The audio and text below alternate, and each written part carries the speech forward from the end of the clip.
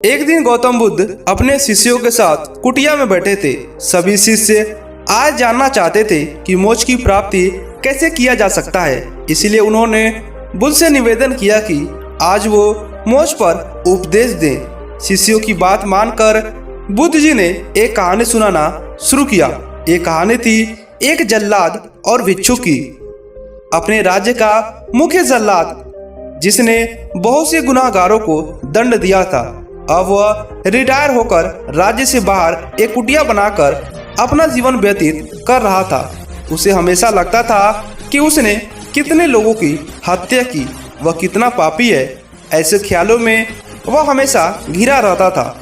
वह अपना सारा दिन पश्चाताप में गुजारता था। एक दिन वह रोज की तरह इन्हीं ख्यालों में खोया हुआ था। खाना खाने के लिए थाली परोस रहा था, तभी उसको दरवाजे से किसी की आवाज आई। उसने बाहर जाकर देखा तो एक भिक्षु खड़ा था। भिक्षु के चेहरे को देखकर जल्लाद समझ गया कि भिक्षुक बहुत ही लंबी साधना के साथ आज उठा है और भूख से व्याकुल भी है। जल्लाद के मन में आया कि जिंदगी भर मैंने बस हत्याएं ही की है, आज मौका मिला है कुछ पुण्य कमाने का, तो इसे गंवाना नहीं चाहिए। उसने भिक्षु को अंदर बुलाया और अपने खाने की थाली को उसे दे दी। भिक्षु खाना देकर बहुत प्रसन्न हुए। भरपेट भोजन करके भिक्षुक ने जल्लाद से बातचीत शुरू की। जल्लाद ने भिक्षु को अपने जीवन की सारी कहानी सुनाई। उसने बताया कि वह कैसा काम करता था, उसने कितने लोगों को फांसी दी और वह सोचता कि वह कितना बड़ा अपराधी है।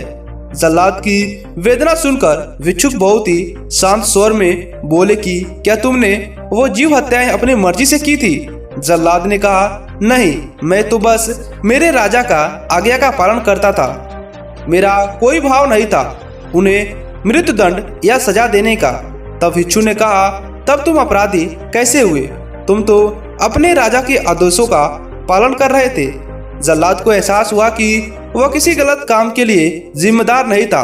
उसका कोई दोष नहीं है, वो तो सिर्फ अपना दायित्व पूरा कर रहा था। इस प्रकार जल्लाद का मन शांत हुआ। फिर भिक्षुक ने जल्लाद को उपदेश दिया कि उससे विदा ले ली। भिक्षुक को विदा करके जब जल्लाद वापस घर में आया तो उसकी मृत्यु हो गई, जिसके बाद उसको मोक्ष की प्राप्ति हुई। इतना कहकर बुद्ध जी ने अपनी कहानी को विराम दिया। सभी शिष्य बहुत ही आश्चर्य के साथ बुद्ध की ओर देख रहे थे।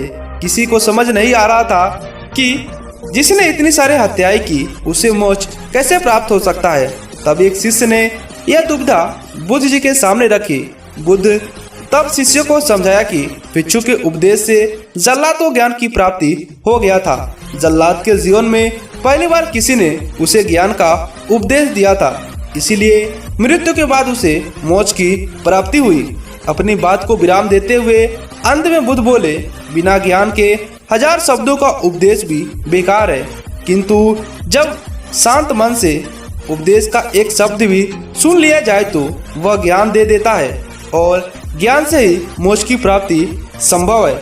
इसके बाद से सभी शिष्य गौतम बुद्ध की बातों को समझ चुके थे।